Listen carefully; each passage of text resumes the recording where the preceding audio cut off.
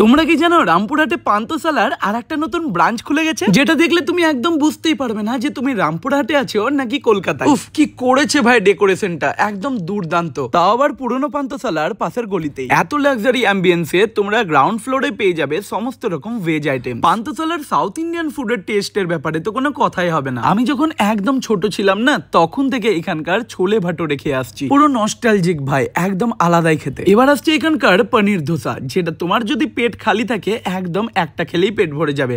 আর এটা খাওয়ার পর আমি গ্যারেন্টি দিচ্ছি নর্মাল ধোসা তোমাদের আর ভালোই লাগবে না। এখানকার চাটগুলো খেয়ে দেখেছো? মিক্সচারটা তো এখানকার আমার স্ট্রিটের থেকেও অনেক ভালো লাগে ভাই। এইরকম ছোলে বাটোরে আর এইরকম পনির ধোসা খাওয়ার পর একটা ভালো কোয়ালিটির লস্যি হলে পুরো ব্যাপারটা দারুণ জমে যায়। এটা তো হলো গ্রাউন্ড ফ্লোরের কথা ভাই, ওপরে তো আলাদাই জাদু আছে, পুরো রয়্যাল একটা টাচ, আর যার মধ্যে একটা ইটালিয়ান অ্যাম্বিয়েন্স। এই দরজাটা দেখেছো? একদম পদ্মাবত সিনেমার মতন লাগছে না? রিমোটের সুইচ টিপলে পর্দাও খুলে যাচ্ছে ভাই। প্রত্যেকটা ওয়ালে আলাদা আলাদা ডিজাইন। আমার তো সব থেকে ভালো লাগলো এই প্রাইভেট সেকশনটা, যেখানে তোমরা নিজেদের ছোট্টখাট্টো অনুষ্ঠান সেলিব্রেট করতে পারবে। আর এখান থেকে তোমরা পুরো অ্যাম্বিয়েন্সটার একটা দারুণ ভিউও পেয়ে যাবে। আর এই ফ্লোরটা কিন্তু এখন জাস্ট লাঞ্চ টাইমের জন্য ওপেন আছে, বাট তোমরা তোমাদের যে কোনো অনুষ্ঠানের জন্য এই ফ্লোরটা বুক করতে পারবে।